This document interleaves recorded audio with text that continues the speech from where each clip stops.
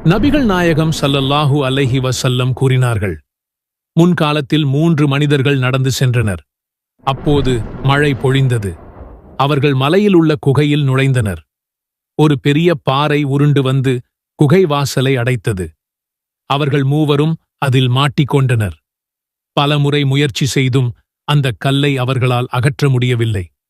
அப்போது அவர்கள் தமக்குள், நீங்கள் செய்த நல்லறங்களில் மிகச் சிறந்ததை கூறி அல்லாஹ்விடம் பிரார்த்தியுங்கள் என்றனர். அவர்களில் ஒருவர், இறைவா, எனக்கு வயது முதிர்ந்த பெற்றோர் இருந்தனர். நான் ஆடு மேய்க்க வெளியே சென்றுவிட்டு பிறகு வந்து பால் கறந்து பால் பாத்திரத்தை பெற்றோர்களிடம் கொண்டு வருவேன். அவர்கள் அருந்துவார்கள். பிறகு குழந்தைகளுக்கும் குடும்பத்தாருக்கும் என் மனைவிக்கும் கொடுப்பேன். ஓர் நாள் இரவு நான் தாமதமாக வந்தேன். பெற்றோர் உறங்கிவிட்டனர். அவர்களை எழுப்புவதை நான் விரும்பவில்லை. குழந்தை பசியால் என் காலடியில் அழுதனர். விடியும் வரை இதே நிலை நீடித்தது. இறைவா, நான் இதை உன்னுடைய திருப்தியை நாடிச் செய்திருப்பதாக நீ அறிந்தால், நாங்கள் வானத்தை பார்க்கும் வகையில் ஓர் இடைவெளியை ஏற்படுத்து எனக் கூறினார். அவ்வாறு பாறை விலகி இடைவெளி உண்டானது. மற்றொருவர், இறைவா, என்னுடைய உறவினரின் மகளை எந்த ஆணும் எந்த பெண்ணையும் விரும்புவதை விட அதிகமாக விரும்பினேன் என்பதை நீ அறிவாய். அவள் தனக்கு 100 தீனார் தரும் வரை தன்னை அடைய முடியாது என்றாள். நான் உழைத்து 100 தீனாரை திரட்டினேன்.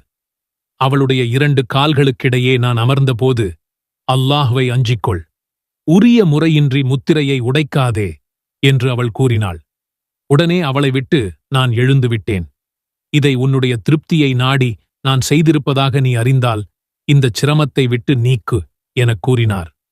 அல்லாஹ் அவர்களை விட்டும் 3 மடங்கு அந்த பாறை நகர்ந்தது. மற்றொருவர், இறைவா, நான் 3 சாவு கேழ்வரகு கூலிக்கு ஒரு வேலையாளை அமர்த்தினேன். கூலியை நான் கொடுத்தபோது அதை அவர் மறுத்துவிட்டார். அந்த வேலையாளின் கூலியில் கேழ்வரகை பயிர் செய்தேன். அதன் வருமானத்தில் மாடுகளையும் அதை மேய்ப்பவரையும் விலைக்கு வாங்கினேன். பிறகு அந்த வேலையாள் வந்து, அல்லாஹ்வின் அடிமையே, என்னுடைய கூலியை கொடு என்றார்.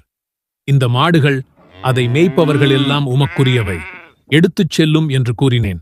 அதற்கவர் என்னை கேலி செய்கிறீரா என்று கேட்டார். நான் உம்மை கேலி செய்யவில்லை, இவை உமக்குரியவைதான் எனக் கூறினேன். இறைவா, இதை நான் உன்னுடைய திருப்தியை நாடிச் செய்திருப்பதாக நீ அறிந்தால் எங்களை விட்டு இந்தச் சிரமத்தை நீக்கு எனக் கூறினார். முழுமையாகச் சிரமம் விலகி அந்த பாறை முழுவதுமாக நகர்ந்தது.